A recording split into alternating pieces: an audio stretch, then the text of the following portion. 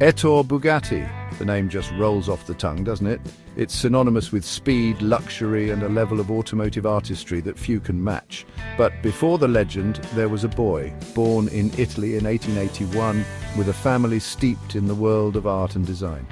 This artistic heritage would go on to shape Ettore's vision, turning him from a simple engineer into a true automotive artist.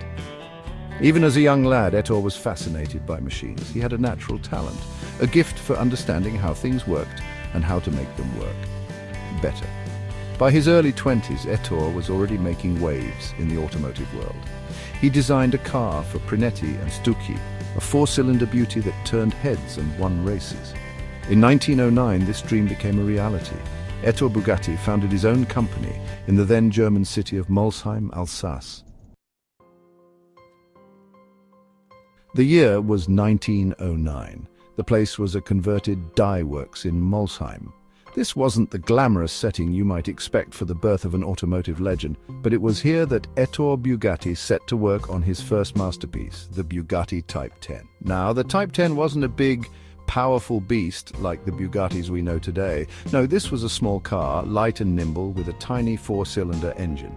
Ettore designed the Type 10 with an emphasis on handling and performance. He used advanced materials like cast aluminum for the engine, crankcase, and gearbox, making the car incredibly lightweight for its time.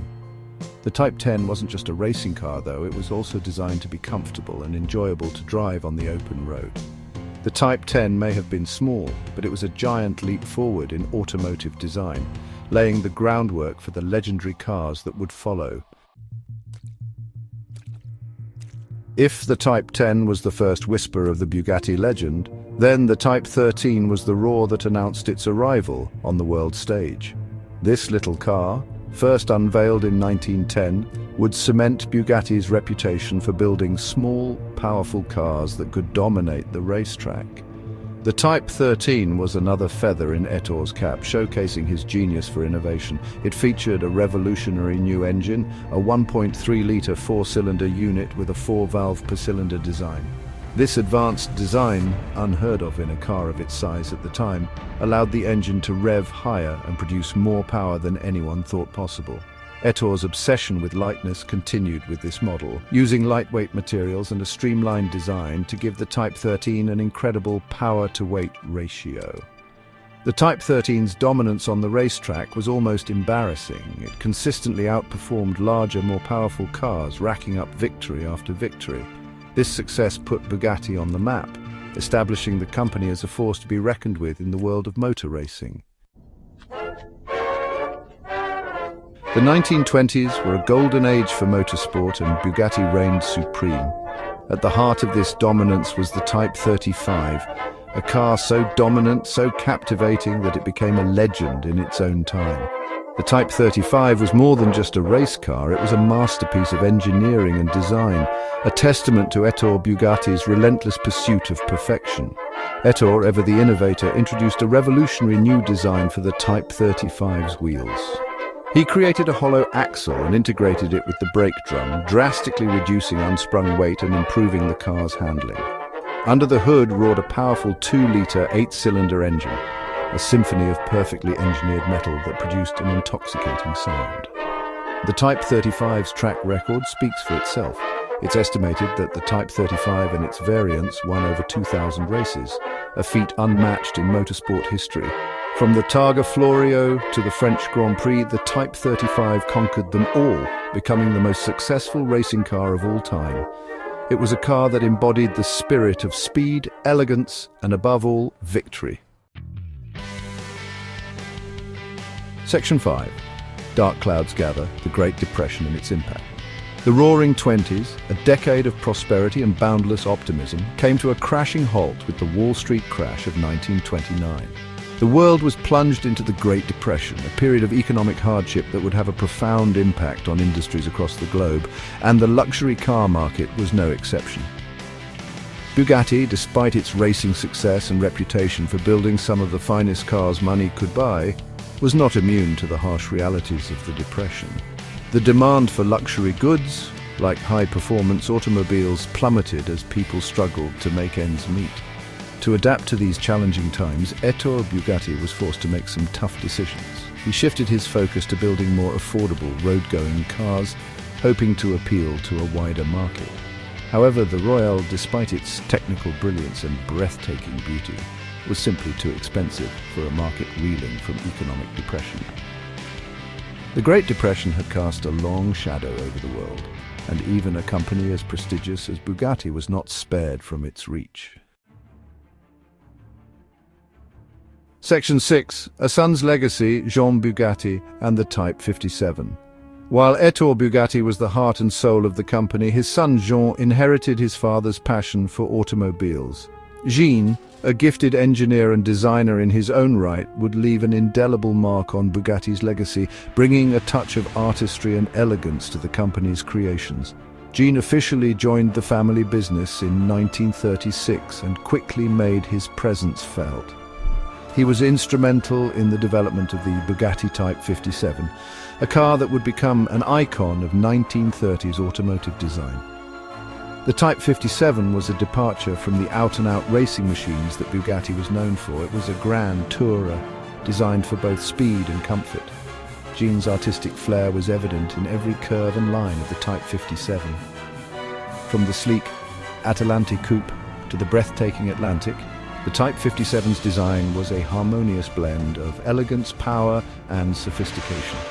Under the hood was a powerful 3.3-litre, 8-cylinder engine capable of propelling the car to speeds of over 120 miles per hour.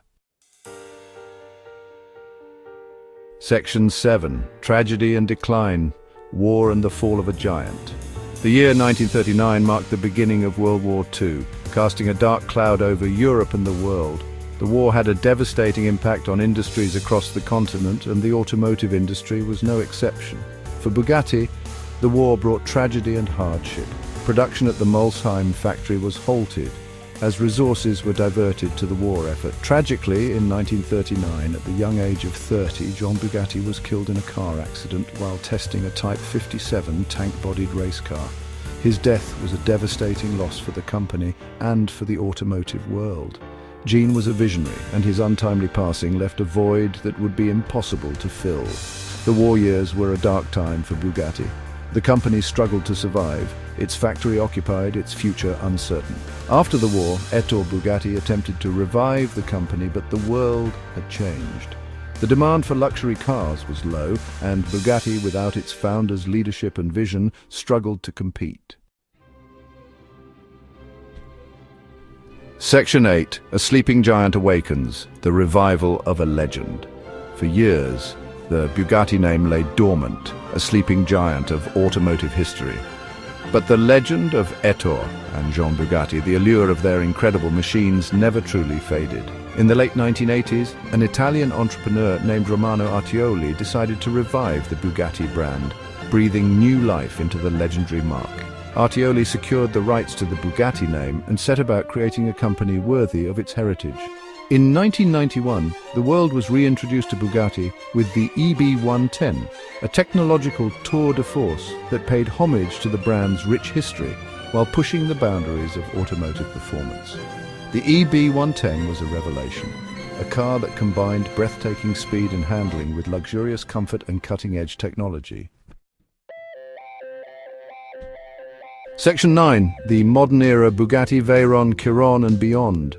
While the EB110 marked a triumphant return for Bugatti, it was just the beginning of the brand's modern-day renaissance. In 1998, the Volkswagen Group acquired Bugatti, ushering in a new era of investment and innovation for the legendary marque. Under Volkswagen's ownership, Bugatti has reached new heights, creating cars that have redefined what's possible in the world of high-performance automobiles. In 2005, Bugatti unveiled the Veyron, a car that needs no introduction. The Veyron was a sensation, a 1,001 horsepower beast that shattered speed records and became an instant icon.